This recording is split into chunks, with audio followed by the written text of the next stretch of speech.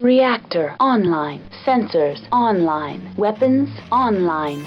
All systems nominal.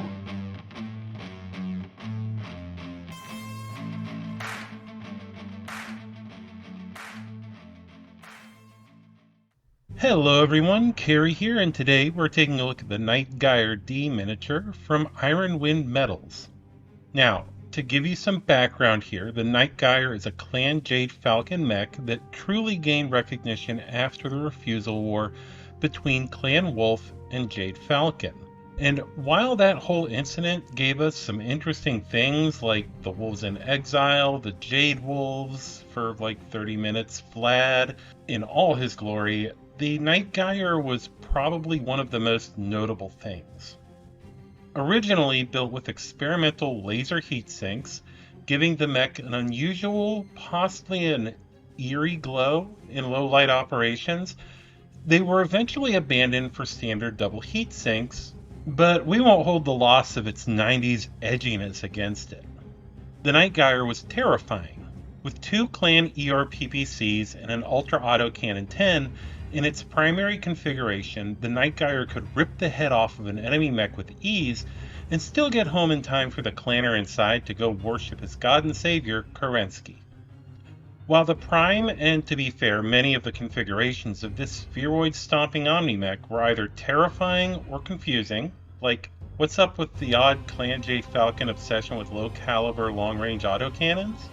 But anyway, there was one configuration that was built for one of the most dishonorable forms of combat, at least according to the clans.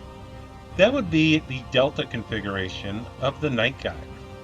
This machine was equipped with 4 Clan LRM-20 launchers with enough ammunition to fire for 9 consecutive turns. This configuration of the Night Gyr also carried a large pulse laser in the center torso and a medium pulse laser in the head, giving it backup weapons for when the bins ran dry, or if someone got too close. Well, in theory.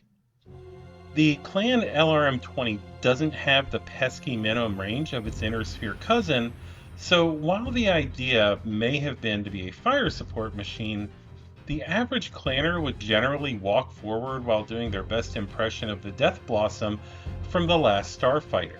A walking wall of long-range missiles that worked at any range felt unparalleled.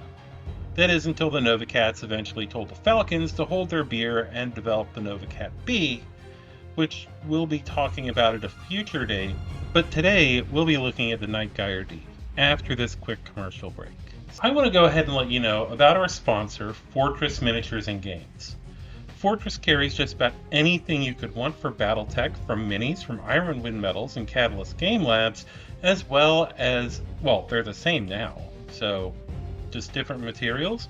But anyway, as well as source books, maps, mats, terrain, and more. So check out fortressminiaturesandgames.com for all your Battletech needs.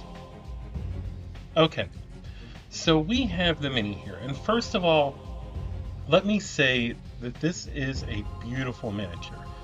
It is in the same scale as the new plastics and interprets the Night Gyr D so very well. The miniature itself is of a pretty simple construction with a pair of leg assemblies, a hip, torso, and 2 arms. So it's not incredibly hard to put together, thankfully. Looking at the overall quality, it is pretty good and mold lines are minimal.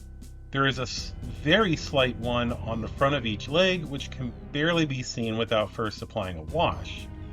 The ones on the arms are also barely perceptible as they're hidden in the edges of the hard corners. The rear is super clean, and the only thing that's going to give you any real trouble is a spot on the top of the mech, on the torso, where there's a gate from having to pour the mold. Otherwise, it's spectacular. And I must be honest here. I love driving it. It is so choice. If you have the means, I highly recommend picking one up. If you are on the fence about this mini and you already have a plastic Night Gyr, I would say that this gives you some variety when it comes to your armies, and outclasses any of the premium minis we have received so far. For those of you interested in how it performs in Alpha Strike, while the mini doesn't come with the card, it is available on the Master Unit list, and is pretty damn good. It's a battle mech size 3 with a TMM of 1, movement of 8, jump, It does 5 at short and medium range with 4 at long and 2 overheat. Armor of 7, structure of 4, but that armor should be lasting you a while as long as you keep it at long range and in some sort of cover, or even out of sight. Has case, indirect fire 2, so you can of course actually be a fire support mech, omni and overheat long, meaning that even though it is a missile boat, you can park it in cover in the backfield and throw 6 points at your opponent, or hide behind cover and have it lob 2-point salvos from cover until it's time to come out and clean up whatever's left, all for 46 points, making it a rather cost-effective option for a clan machine.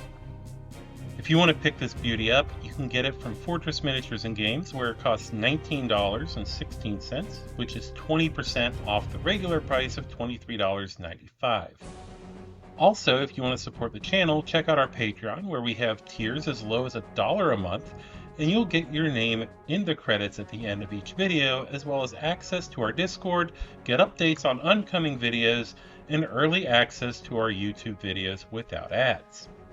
There will be links to the mini as well as our Patreon in the description below. Until next time, stay safe out there, Mech Warriors. This is Carrie, signing off.